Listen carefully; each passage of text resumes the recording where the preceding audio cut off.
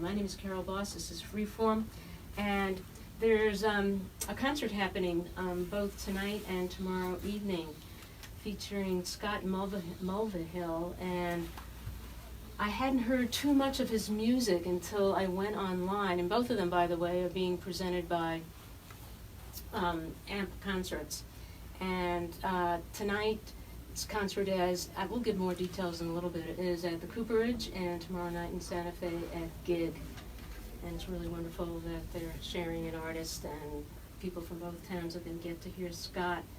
Anyway, I checked him out online, and I was listening to so many songs. Scott, you're just amazing. He's brought in his bass, so this is the second bass we have this afternoon. I had a jazz bassist on. I saw him walking out of the building.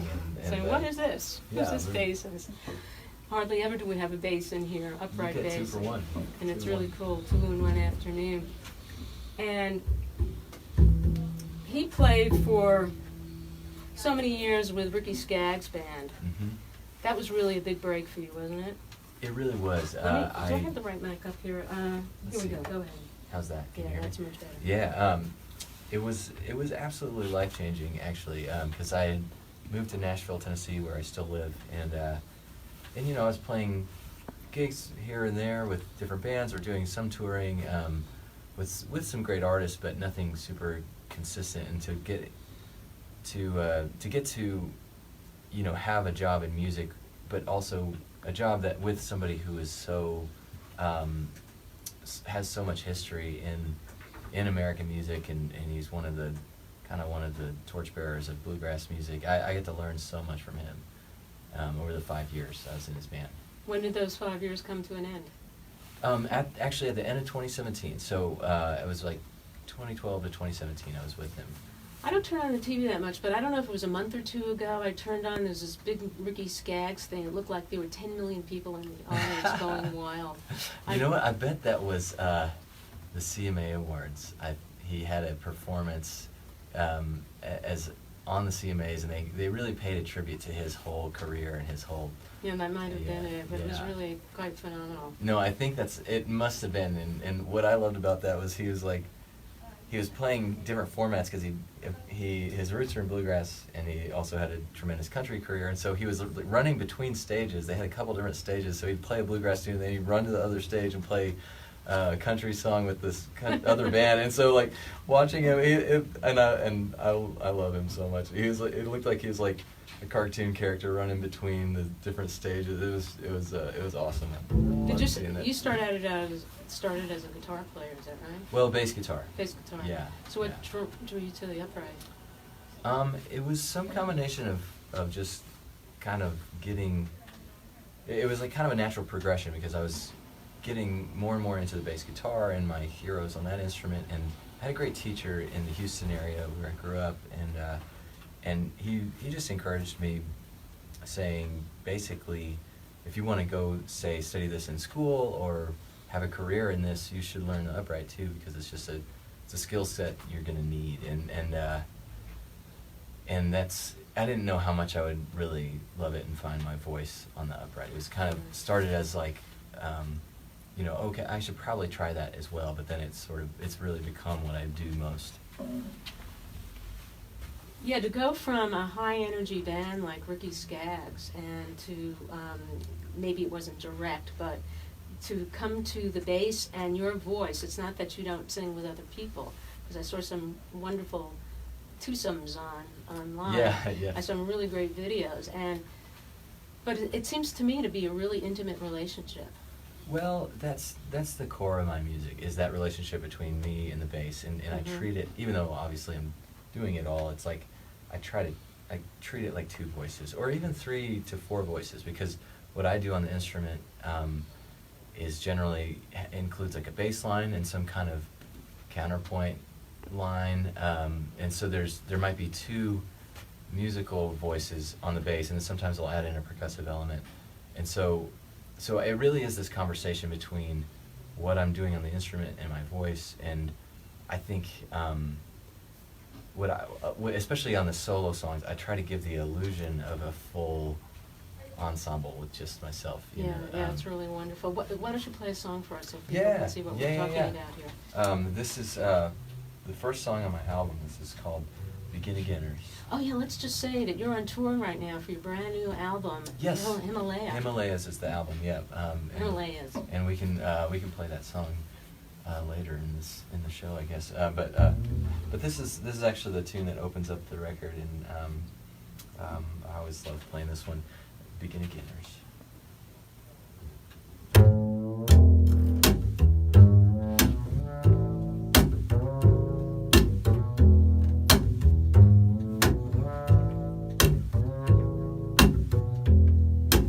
Nothing like a blank page. You get to start from scratch.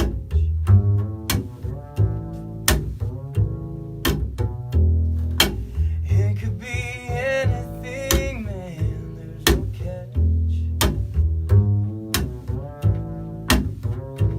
It's a good place for a dreamer.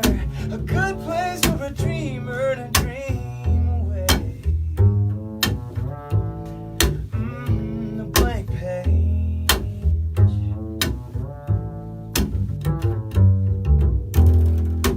Nothing like a clean slate. You get another shot.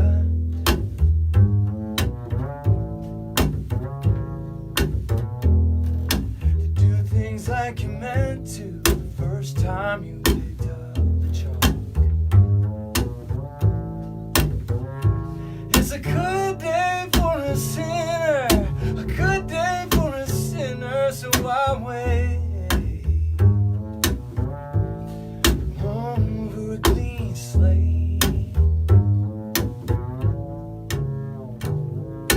Sometimes I get caught up where I never meant to be.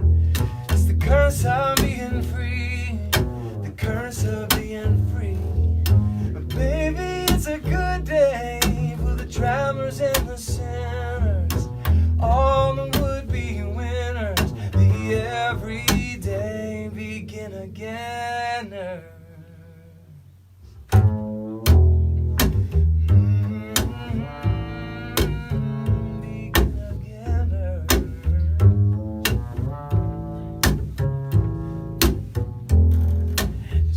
Like a full tank in an open road.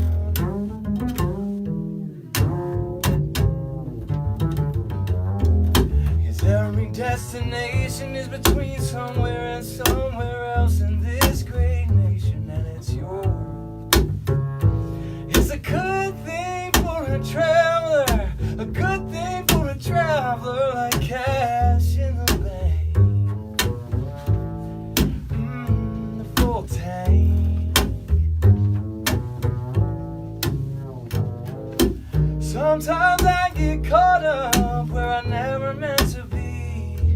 It's the curse of being free, the curse of being free. But baby, it's a good day for the travelers and the sinners, all the would-be winners, the everyday begin again.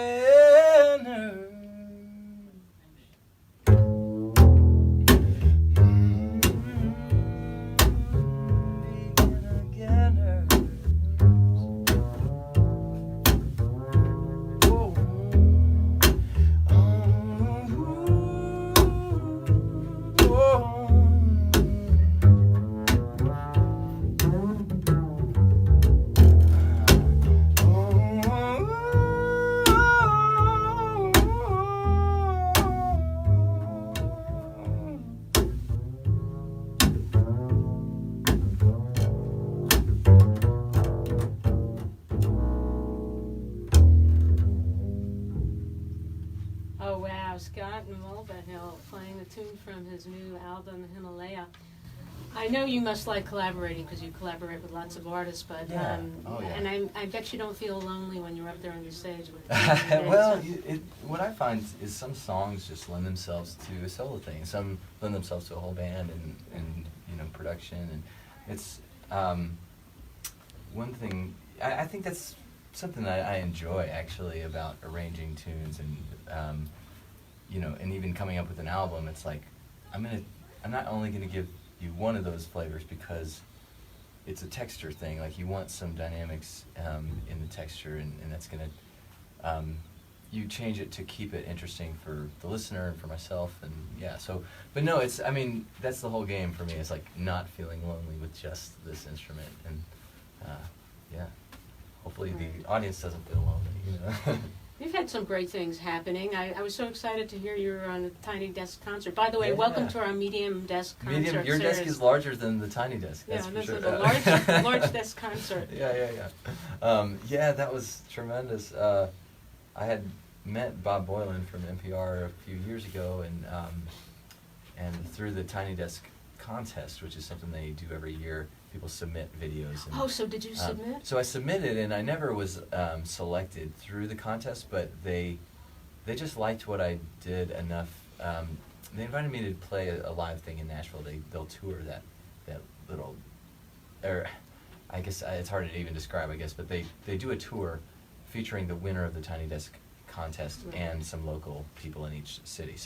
So when they were in Nashville, they asked me to be a part of it, and so I was just chatting with Bob at that event, and he's like, "Man, come do one. We just love what you do," and that meant a lot. And and that was 3 years ago, I think. So all those things come to fruition a little later. It took a little time. But, yeah. Well, I'm excited because you're the first Tiny Desk concert person that I've ever talked to. Oh, I think I don't know. Well, Neil Copperman, who's amp music. You must have had other performers here. We've had others, but I don't know if they've been on your show. No, probably not. I would have known that. But anyway, that's really great. And you did the Grand Ole Opry. Yes, yeah. How long ago was that? That was only about a month ago. So was that a real dream for you, or something? It was, absolutely. And being a part of Ricky Skaggs' band, I had played there. I played on that stage, had to be over 100 times. Oh, really? I've been there many times as a side guy, but it's definitely a different experience to stand in the circle on the middle of the stage and do my own music. And in fact, it was a beautiful experience because Ricky, my old boss, got to host that night, and so he was hosting the show when I was playing. So he kind of introduced me, and it was definitely this family atmosphere, and even down to all the staff at the Opry were just, these are people that I've seen and recognized and been in that space with for 5 years. So it's like when I was coming to do my debut, so many of them were like, "Scott, we're so proud of you," and so I kind of got this almost like special treatment just by knowing everybody for that long. It's like they really made me feel special and like a family member. So my old boss, Ricky Skaggs, was he a good boss? Amazing, yes, in every way. Yeah, man, he's truly a mentor to me. Mm-hmm. And so many of us that come through his band. And in fact, on the Opry stage when he was introducing me, he said something to the effect of, "This is like introducing my son." This is like. Oh, that's sweet. Yeah, he thinks of all of us as his kids because there's a bunch of us in the band around my age, and so he's kind of the ringleader and has his proteges around him, and that's how he looks at it. It's a beautiful thing. So, yeah, that's great. This is Scott Mulvahill, and that's spelled Mulvahill. He is performing this evening at the Cooperage. It starts at 7:30, and the Cooperage, a lot of you know, but in case you don't, it's just north of Louisiana on Lomas, 7220 Lomas Boulevard Northeast. And tomorrow evening, at the Gig, 1808 2nd Street, Suite H in Santa Fe. And folks can order tickets. Is it too late to order tickets today? Do they just show up at the door? Nope, Neil? you can still buy tickets online, all the And way hold up to my the last ticket? minute. Hold my ticket? Yep, or ampconcerts.org. Okay, ampconcerts.org, or hold my tickets at 505-886-1251. Okay, what would you like to play now? Yeah, I'll play. Let me tune up here.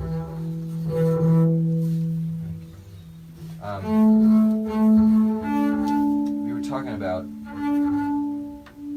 kind of the approach, writing songs for the bass, you know, and how that works as a solo thing. So I'll play you this.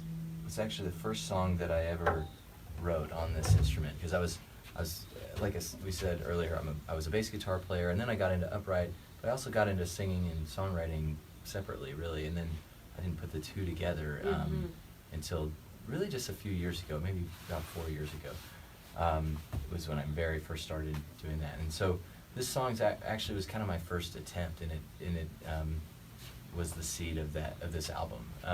It's called "Fighting for the Wrong Side."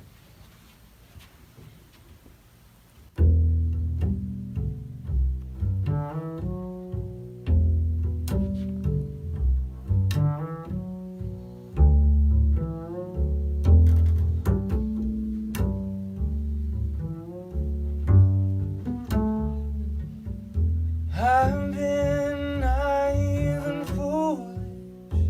My eyes only seen what they wish denied.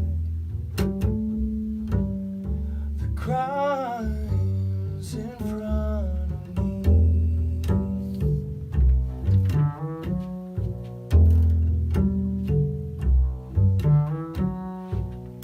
I gave you all of my trust. Blind faith kept me in the fight for us. The cause was lost, and I should have seen.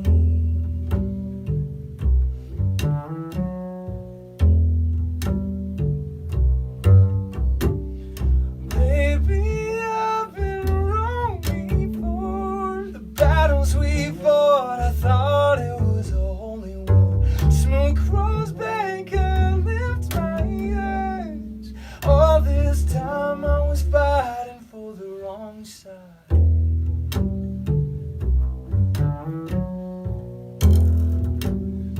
Fighting for the wrong side.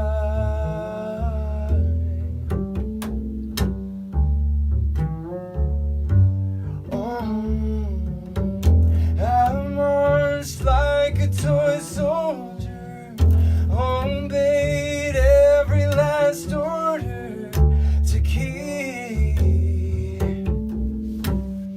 the peace. So I believe. Now you treat me like a stranger, walked out of my life and changed my world today. You made me your enemy. Baby, I've been wrong before. The battles we fought, I thought it was a holy war. Smoke rolls back, I lift my eyes. All this time I was fighting for the wrong side.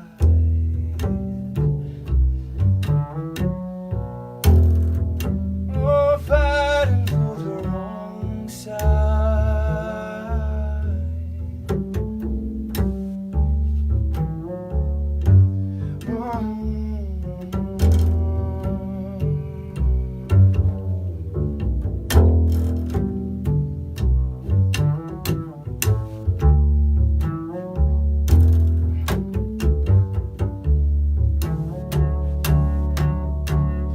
I tell you what my heart breaks for. Wasted love that I'll see no more. Smoke rolls back, I lift my eyes. All this time I was fighting, fighting, fighting for the wrong side.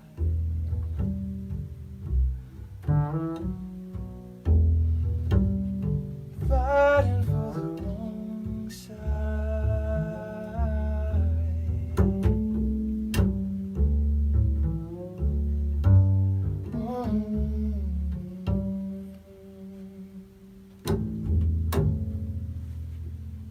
Oh, that is so nice. So this is the first song written for bass that you, Mm-hmm. and that must have inspired you to just keep on going. Well, you know, it's a funny story. When I was first coming up with that concept, it was kind of, it kind of came out of my years with Ricky for this reason. We were on tour with Bruce Hornsby, and Ricky and Bruce had this crazy collaborative show that they still do from time to time. And I had showed, we were on this music cruise called Kayamo, and I had shown Bruce a few songs that I was writing at the time, kind of before all this, and I just asked him, like, do you mind if I pick your brain a little bit, talk about songwriting and artistry and all these things, and so he listened to a few things I was working on at the time, and he's like, man, there's nothing wrong with it. You sound fine, it's all fine, but it's just not interesting at all, you know. And so I was like, it's like, man, you're right, you know. And he was encouraging too. And he's like, you just have all these musical tools you're not using, you know, and you just have to dig deeper and find something more interesting and unique and something that really only you can offer. And that conversation, it actually just led me to, like, what is the best thing that I could do? You know, what's my best instrument? What do I have that's the most compelling in my arsenal? And so I just tried writing on this, and that was the first song that I had written. And I sent it to Bruce, and he called me later and was like, man, you did it, you know, like, you really did it. And so it was encouraging and kind of, you know, you have feedback from your own heart as far as, like, this feels like a direction, you know, and so I was receiving that internally, and then receiving it from other people like that I respect, and peers of mine in town. It's like, okay, people are responding to this in a way that nothing I had done before garnered a response, you know, so it was definitely encouraging. Yeah, I would think so. It just gave you more to go on with. Yeah, well, and the nice thing about the concept is that it's still so sparse and open for other elements to be added on top of that, or, you know, you could take that core sound of bass and a voice and take it so many directions, which I have all the plans in the world to do. So I mentioned before we went on air that I was checking out some of your videos online, and I saw the one because well, let me just say, I heard you doing Diamonds on the Soles of Her Shoes. Yes. What you claimed, you said it. Is it still your most favorite song of all time? It's pretty much up there. Yeah. Well, that's the Graceland album. Paul Simon's Graceland album is one of I would say, if there's one favorite album, that's it. You know, and especially kind of when I discovered it when I was a teenager. It was like in my dad's CD collection, you know, and so it made me think in a whole different way, because the bass lines are so cool and so unique, and the whole musical mashup of, like, South African styles with Cajun music, and which I didn't understand at the time, you know, like, it was just this crazy sound to me. I was like, I've never heard anything like it, and so, yeah, that's high on the list of favorite songs, favorite albums. I was wondering how you came upon it, because it came out when you were rather young.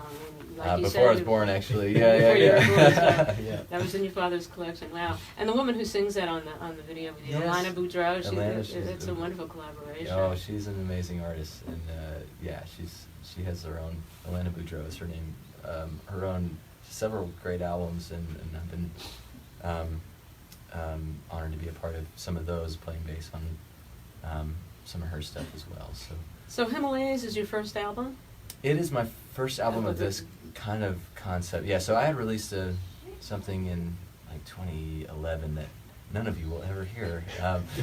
You know, and a couple, you know, a duo collaboration with another friend in Nashville, and a different EP. So I've made records in the past, but I kind of took a step back from all of it at some point to reassess and really find something that was me, you know, that was really me, and that'll still evolve. But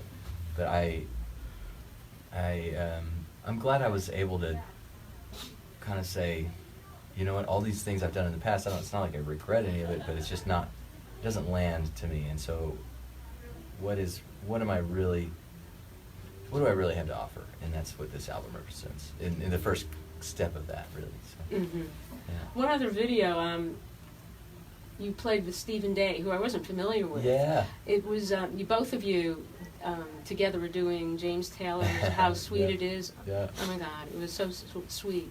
Trading off vocals, and he was guitar, right? He's playing guitar. Yeah. He's a really great, talented guy. So was he on tour? I saw his name on one of the tour dates. He was on the first. So we're on the Himalayas tour because this is my album tour, and he was on the first leg of that, which was in January and February.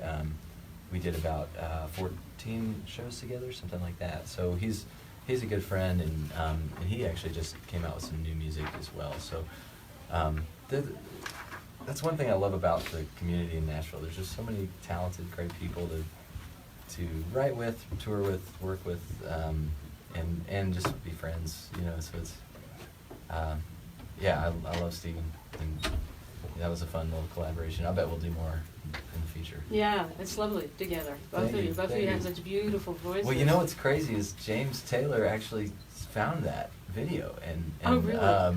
And shared it on his page. Did he say it's his favorite? I'm sure it's not his favorite. favorite. It can't be his favorite. But it's but you know, and this was on his on James Taylor's Facebook page, or something like that. But it just said, you know, here's a sweet cover of How Sweet It Is for your Thursday, or something just lighthearted like that. But I about, you know, dropped dead when I saw that. So, yeah, so it's wild with the internet, like what finds its way where, you know, like somebody posted this thing yesterday. Somebody found the song Himalayas from my Tiny Desk concert, and this guy lives in India, and he sent me a long message that said, it was so sweet. He's like, man, I'm a dancer, but I just kind of lost interest, but I heard your song and it made me want to dance again. And he sent me this video, and he's like doing this killer, like, I don't know if it's improvised or if it's, you know, something he worked up, or but, you know, like an interpretive kind of dance to Himalayas. So I'll take it. You know, you can't predict. You know, where some of it's the gonna positives of social media, where you get to hear Yeah. this feedback and you don't know who the heck you're reaching. It's true. It's Yeah. true. Yeah, and there surely that's the people you hear from. So surely there are people that you don't hear from, but it still meant something to you. You know. Yeah. So if you're just joining us, this is Freeform. My name is Carol Boss, and this afternoon, Scott Mulvahill, Mulvahill, is joining us. He is performing this evening. Concerts is putting him on tonight in Santa Fe, and tonight in Albuquerque, and tomorrow night in Santa Fe. In fact, we're going to have a couple of tickets to give away. Yes. It could be you. It could be you. One ticket for the Cooperage tonight, and one ticket for the gig, and maybe you'll have a friend who will want to come along. So anyway, Cooperage, 7220 Lomas Boulevard Northeast. It's 7:30 this evening. Doors open at 6 o'clock. And you can go to Hold My Ticket, 505-886-1251 to purchase tickets. And you can also go to ampconcerts.org. Tomorrow night at the gig in Santa Fe, and they are at same phone number, same website to get tickets, Hold My Ticket. And they're at 1808 2nd Street, Suite H in Santa Fe. And I'll say too, like one thing I love about live shows is like just being with all the people there. You know, so I kind of envision it as a communal kind of experience. You know, so it's like I love talking to people before and after shows, and kind of like I'm a pretty social creature if you couldn't tell. And so it's like I just like to involve the audience and talk to the audience even during the show. Like it's like I always try to have fun at the shows for everyone's sake. You know, it's like I think if you come, you'll enjoy yourselves.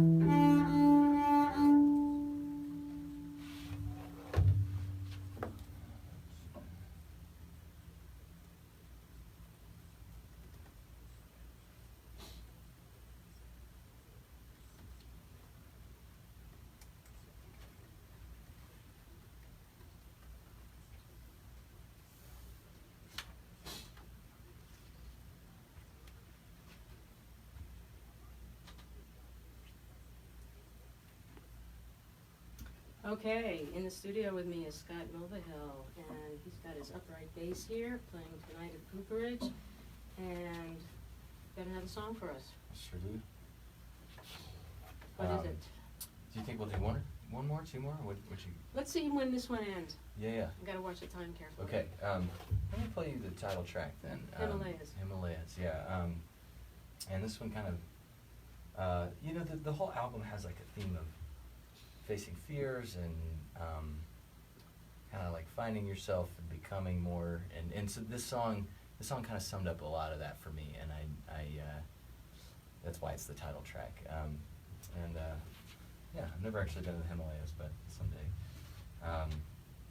Here you go. Thank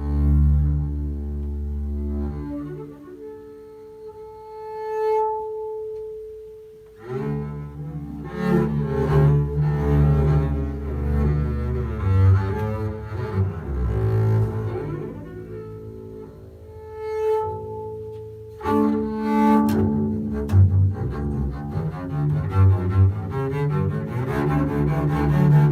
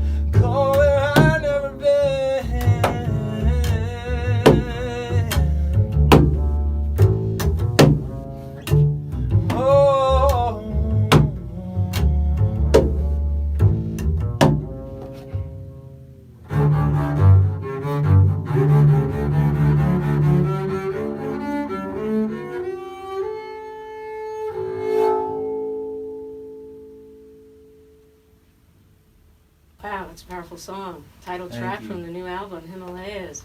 Thank you so much. Well, that's so great.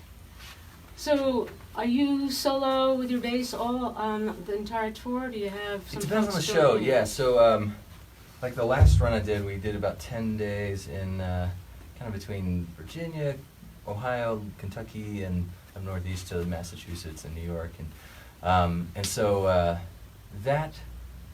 that show I brought a guitar player, and we kind of some songs. Even when I have a whole band, which I'll have some festival shows this summer and things where I get to bring everybody, and it's you know, so it kind of depends on the show and what the situation is. It's hard to get everybody out to, you know, the west side of the country, for instance. But I bring people when I can, and it's fun that way. But even when I do some songs just solo because it's kind of the sound, you know. Yeah, but this little weekend is just me. Just you, you yeah. and your bass. Do you have a name for your bass? You know, I was actually in Los Angeles recently, and I asked the crowd what I should name the bass. Oh, really? Yeah, and somebody submitted a really great answer, which was Adeline. I kind of like it. So that's the running title. The great thing about a bass is I can name it something and, you know, call it something else later if I wanted. Its feelings won't be hurt. That's right. So for now it's Adeline. Yeah, until I come Yeah, up that's with a lovely name. Yeah. Yeah. So you know what, Scott? We do have time for another tune. Another song? Okay. Well, I'll play a song that As long as it's not 8 minutes or over. it's not 8 minutes. No, it's not. This isn't the Grateful Dead version, but I'll play a song that I actually would have played in Albuquerque when I was on tour with an artist named Lauren Daigle. I was on her tour in the fall and spring, opening her shows, and so this one is actually I feel it's one of the tunes that a lot of people have resonated with on the album, and it's kind of led me to being on certain tours like Lauren's and another tour with an artist named Andrew Peterson, and this is one that's like really dear to my heart to play. It's called "The Lord Is Coming."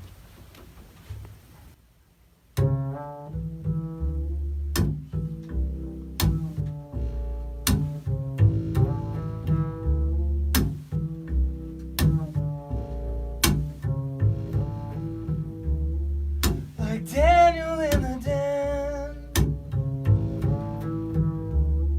we're surrounded by these hungry lions, staring in the jaws of death. We reach for saving hands. No help will come from man. The Lord is coming.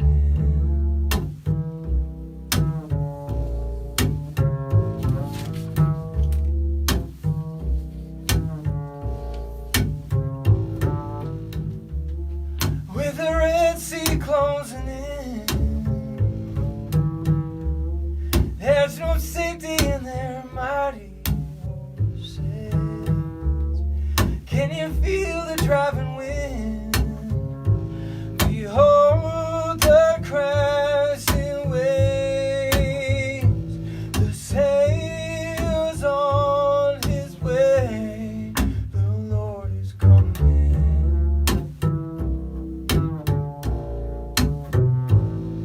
Coming, coming, hurry, hurry, bring us to the promised land.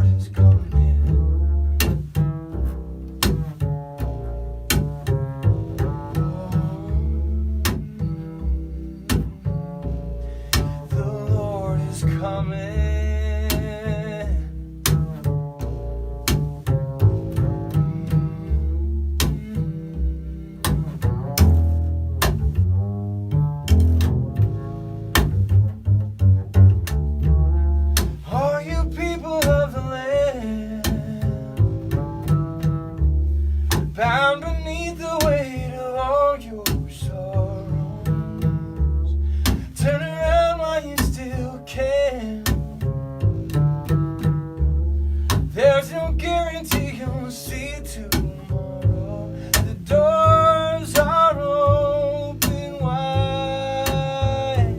Will you choose death or life?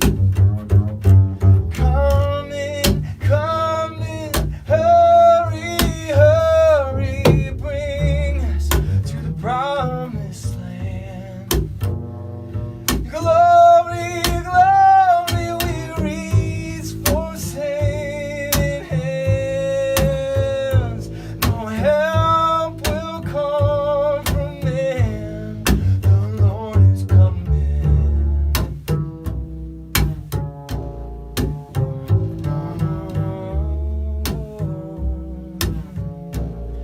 The Lord is coming.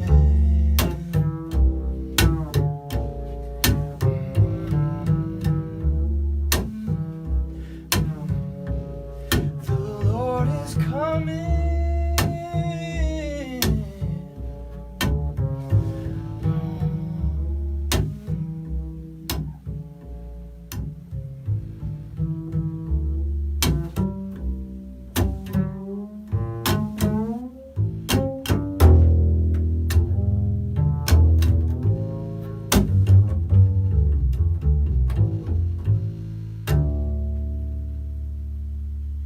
Wow, Scott Mulvahill. A mini concert today, right in the studio. It's part of our a large desk concert series. Yeah, you're medium to large. Medium to large, depending on what we're comparing it to. Is the tiny desk concert room larger than this? It's got to be The larger. room is larger, yeah, because it's like an office. It's Yeah, it's Bob's one office. thing. Yeah, it's actually like the whole NPR music office. So it's kind of an open. Like if you look down the room, there's like more desks and stuff. So one thing I was surprised about playing the tiny desk is that I figured like maybe it started at someone's desk, at Bob's desk, but they set up a set that, that you could just easily, because they do a lot of those concerts, so they're doing them quite a few times a week, I think, but no, it is literally, it's truly Bob's desk, because we went to lunch after taping it, and we came back to pack up our stuff, and Bob is sitting there with his laptop working. It's like, oh, we're really in your way, aren't we? So, it's his desk, no doubt. That's great. So Scott Mulvahill is going to be at the Cooperage, I'll say it one more time tonight, 7228 Lomas Boulevard Northeast. It starts at 7:30, doors open at 6, and you can go to Hold My Tickets, 505-886-1251, or you can go to ampconcerts.org. It's still time to get... And I've got all those links on my website too, scottmulvahill.com, so there's... Yeah, it's Mulvahill, Scott, Yeah. C-O-T-T. And then tomorrow night in Santa Fe at the gig, 1808 2nd Street, Suite H. It starts at 7 o'clock, or 7:30 rather. Doors open at 7 o'clock. And as Scott is packing up, and before the show ends, coming on is going to be Grassroots New Mexico, a calendar brought to us by the Albuquerque Center for Peace and Justice. So 2 people can call up, and the first one who calls up and wants to go to Albuquerque or Santa Fe will get that ticket. Do it. And then the next caller, I'll let you know if one is taken already. You know what I'm saying. I can only give one. I'm going to give away one for Santa Fe, one for Albuquerque. Scott, All thank in. you so much for spending thanks all for this having time me. with us. This was really fun. Been great. And thank you, Neil, Thanks, Carol. for making this happen. You're taking a video. Where's it going to be? It's on my Facebook page and the Concerts Facebook page. Oh, Excellent. yeah, you can check it out. And you can check out, you just Google, if you go to ampconcerts.org, you can see some of the music from Scott's Tiny Desk concert from a couple of years ago, 3 years ago. Well, the concert's actually just Everywhere. that's actually just a month or 2 old. Yeah. Oh, okay. Yeah, Oh, the that's Tiny oh, Desk. oh, that's great. Yeah. It's great. Okay, so we're running out of time. Thanks everyone for listening, and I'll be back in 2 weeks. This is Freeform that you're in tune to. Brendan Kennedy should be hosting tomorrow, and peace to you all, and I'll see ya in a couple of weeks.